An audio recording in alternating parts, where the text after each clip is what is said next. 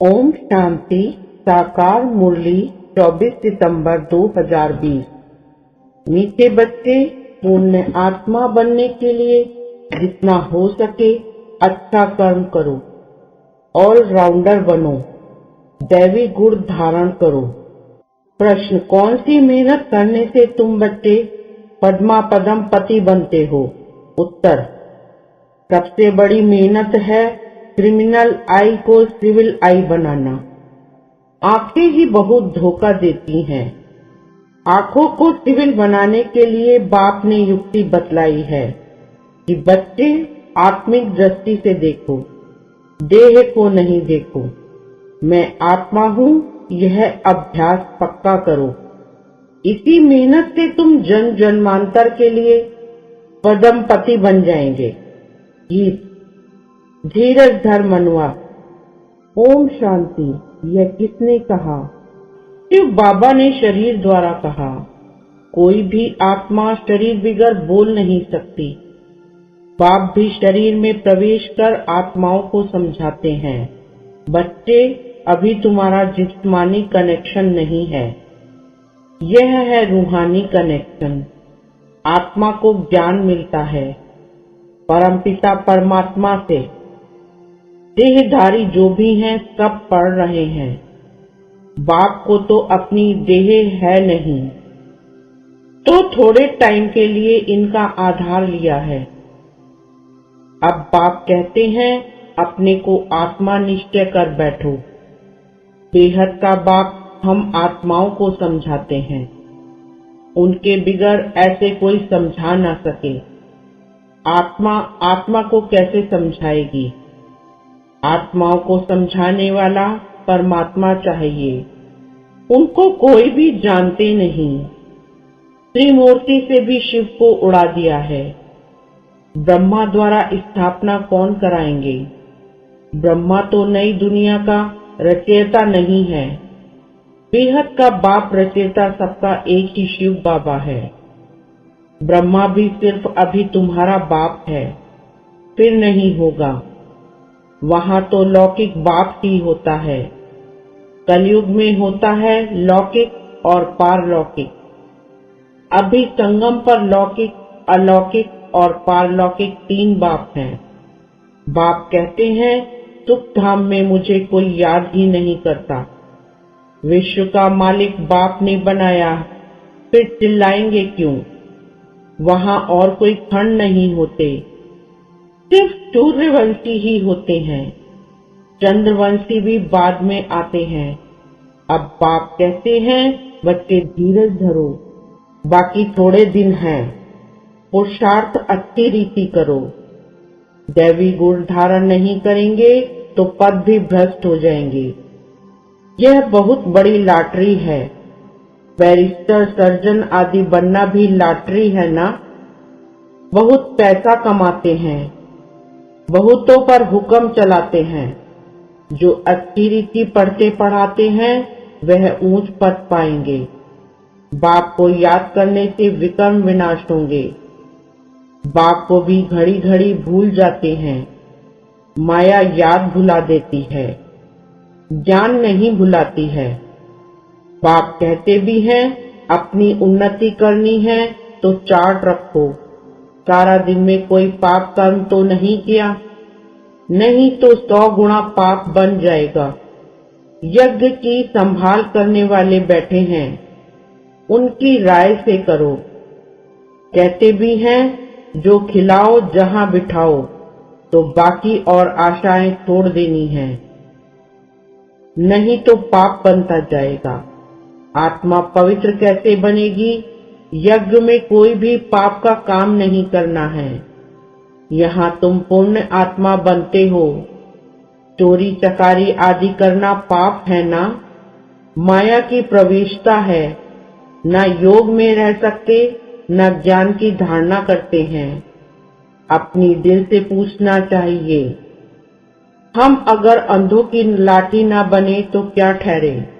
अंधे ही कहेंगे ना। इस समय के लिए ही गाया हुआ है धृतराष्ट्र के बच्चे। वह है रावण राज्य में, तुम हो संगम पर। राम राज्य में फिर सुख पाने वाले हो। परमपिता परमात्मा कैसे सुख देते हैं, किसकी बुद्धि में नहीं आता। कितना भी अच्छी रीति समझाओ फिर भी बुद्धि में नहीं बैठता। अपने को जब आत्मा समझे तब परमात्मा का ज्ञान भी समझ सके। आत्मा ही जैसा पुरुषार्थ करती है ऐसा बनती है।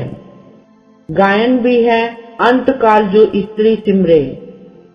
बाप कहते हैं जो मुझे याद करेंगे तो मेरे को पाएंगे, नहीं तो बहुत बहुत सजाएं खाकर आएंगे। सतयुग में भी नहीं, त्रेता के भी पिछाड़ी में आएंगे। सतयुग त्रेता को कहा जाता है ब्रह्मा का दिन। एक ब्रह्मा तो नहीं होगा, ब्रह्मा के तो बहुत बच्चे हैं ना। ब्राह्मणों का दिन फिर ब्राह्मणों की रात होगी। अभी बाप आए हैं रात से दिन बनाने। ब्राह्मण ही दिन में जाने के लिए तैयारी करते हैं। बाप कितना समझाते हैं, दैवी धर्म की स्थापना तो जरूर होनी ही है।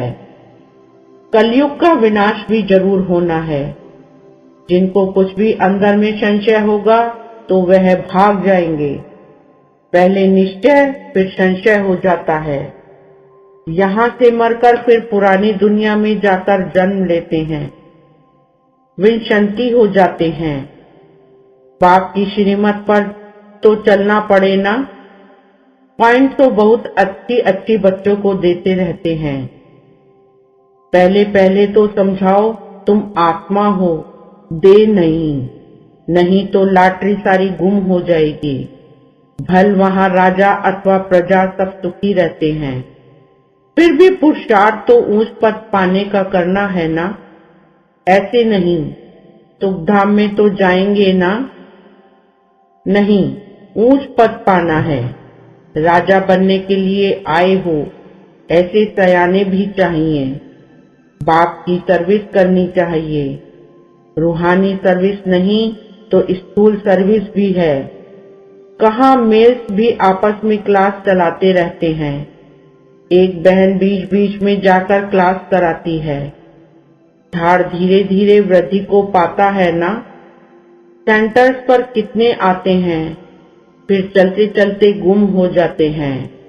विकार में गिरने से फिर सेंटर्स पर भी आने में लज्जा आती है। ढीले पड़ जाते हैं, कहेंगे ये बीमार हो गया। बाप सब बातें समझाते रहते हैं। अपना पोता मेल रोज रखो, जमा और ना होती है, घाटा और फायदा। आत्मा पवित्र बन गई अर्थात 21 जन्म के लिए जमा हुआ। बाप की याद से ही जमा होगा, पाप कट जाएंगे। कहते भी है ना, हे पतित पावन बाबा आकर हमको पावन बनाओ।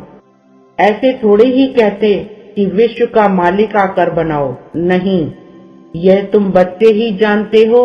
मुक्ति और जीवन मुक्ति दोनों है पावन धाम। तुम जानते हो हम मुक्ति जीवन मुक्ति का वर्षा पाते हैं। जो पूरी रीति नहीं पढ़ेंगे वह पीछे आएंगे। स्वर्ग में तो आना है, सब अपने अपने समय पर आएंगे। सब बातें समझाई जाती हैं, फौरन तो कोई नहीं समझ जाएंगे। यहाँ तुमको बाप को याद करने के लिए कितना समय मिलता है। जो भी आए उनको यह बताओ कि पहले अपने को आत्मा समझो। यह नॉलेज बाप ही देते हैं, जो सभी आत्माओं का पिता है। आत्म अभिमानी बनना है। आत्मा ज्ञान उठाती है। परमात्मा बाप को याद करने से ही विकर्म विनाश होंगे। फिर सृष्टि के आदि मध्य अंत का ज्ञान देते हैं। रचयिता को याद करने से ही पाप भस्म होंगे। फिर रचना के आदि मध्य अंत के ज्ञान को समझने से तुम चक्रवर्ती राजा बन जाएंगे। बस यह फिर औरों को भी सुनाना है। चित्र भी तुम्हारे पास हैं, यह तो सारा दिन बुद्धि में रहना चाहिए। तुम स्टूडेंट भी हो ना, बहुत गृहस्थी भी स्टूडेंट होते हैं। तुमको भी गृहस्थ व्यवहार में रहते कमल फूल समान बनना है। बहन भाई की भी कभी क्रिमिनल आई हो न सके। यह तो ब्रह्मा के मुख वंशावली है ना। क्रिमिनल को सिविल बनाने के लिए बहुत मेहनत करनी होती है। आधा कल्प की आदत पड़ी हुई है। उनको निकालने में बड़ी मेहनत है। सब लिखते हैं यह पॉइंट जो बाबा ने समझाई है क्रिमिनल आई को निकालने की, यह बहुत कड़ी है। घड़ी घड़ी बुद्धि चली जाती है, बहुत संकल्प आते हैं। अब आंखों को क्या करें? सूरदास का दृष्टांत देते हैं। वह तो एक कहानी बना दी है। देखा आंखें हमको धोखा देती हैं तो आंखें निकाल दी। अभी तो वह बात है नहीं। यह आंखें तो सबको हैं, परंतु क्रिमिनल हैं, उनको सिविल बनाना है। मनुष्य समझते हैं घर में रहते हैं यह नहीं हो सकता। बाप कहते हैं हो सकता है, क्योंकि आमदनी बहुत बहुत है। तुम जन जन्मांतर के लिए पद्मपति बनते हो, वहां गिनती होती ही नहीं।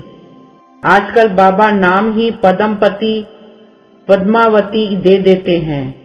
तुम अनगिनत पद्मपति बनते हो, वहां गिनती होती ही नहीं। गिनती तब होती है जब रुपए पैसे आदि निकलते हैं। वहां तो सोने चांदी की मोहरें काम में आती हैं। आगे राम सीता के राज्य की मोहरें आदि मिलती थी। बाकी सूर्यवंशी राजाई की कभी नहीं देखी हैं। चंद्रवंशी की देखते ही आए। पहले तो सब सोने के सिक्के ही थे, फिर चांदी के। ये तांबा आदि तो पीछे निकला है। अभी तुम बच्चे बाप से फिर वर्षा लेते हो।